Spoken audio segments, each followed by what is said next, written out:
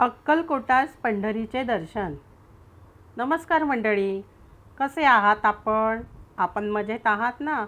आपण मजेतच असाल अशी अपेक्षा करून मी आपले स्वागत करीत आहे.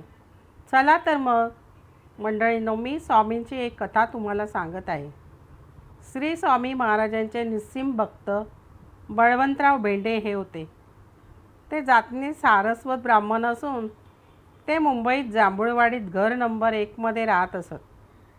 सन 1869-70 साली त्यांचे वय 28 वर्षाचे होते. शरीरामध्ये एकाएकी आजार उत्पन्न होऊन शरीर फार अशक्त झाले. त्यावर क्षयरोगाची भावना दिसू लागली.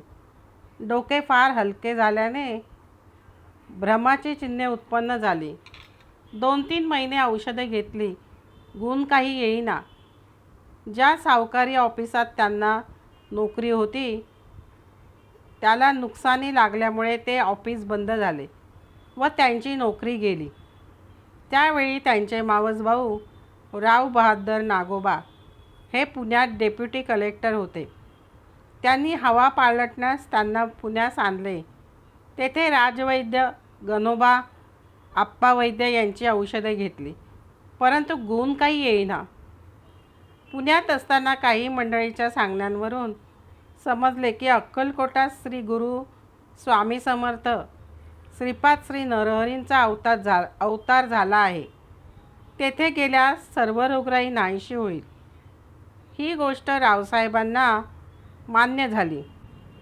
त्यांनी आपल्या पदरचा शिपाई देऊन अक्कलकोटचे मामलेदार बाबूराव यांस पत्र देऊन त्यांची बहीण व मातोश्री यासह अक्कलकोटास रवानगी केली.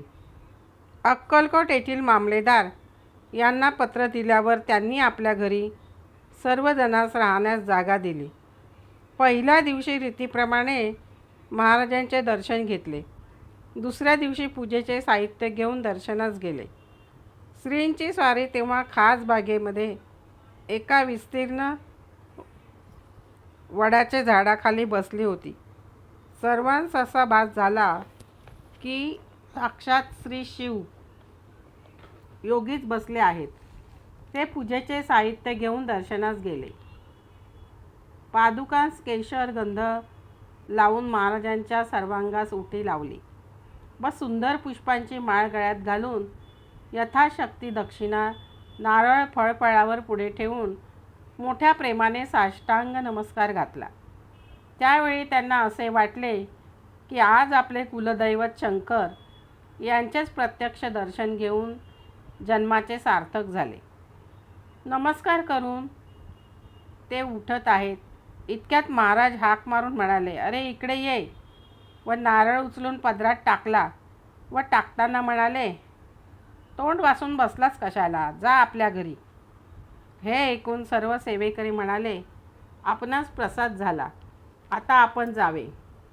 मातोश्रींनी पूजा केली. तिला आपल्या गळ्यातील माळ काढून स्वामींनी दिली. नंतर सर्वजण बिराडी परत गेले.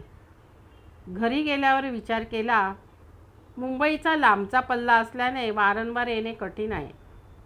आलोच आहोत तर अक्कलकोटास 10-12 दिवस थांबूया आणि महाराजांची लीला पाहून नेत्रांची तृप्ती करून घ्यावी. अक्कलकोट सोडण्यापूर्वी मातोश्रींचा असा विचार झाला, जाताना पंढरपुरावरून जाऊन पांडुरंगांचे दर्शन घ्यावे. हा विचार ठरला. त्या दिवशी संध्याकाळी खासबागेत समर्थांचे दर्शनास मातोश्रीस घेऊन गेले असता समर्थ आंब्याच्या झाडाखाली कटीवर दोन्ही हात ठेवून उभे राहिलेले दिसले. यामुळे येथेच महाराजांनी साक्षात पंढरीच्या पांडुरंगाचे दर्शन दिले. सर्व मंडळी विचार करू लागली, हा काय चमत्कार आहे.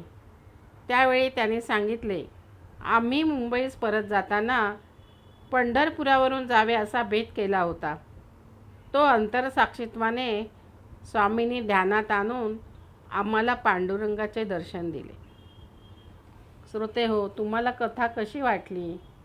माझ्या कथेला लाईक व सबस्क्राईब करा व कमेंटमध्ये जरूर सांगा, ही नम्र विनंती. श्री स्वामी समर्थ.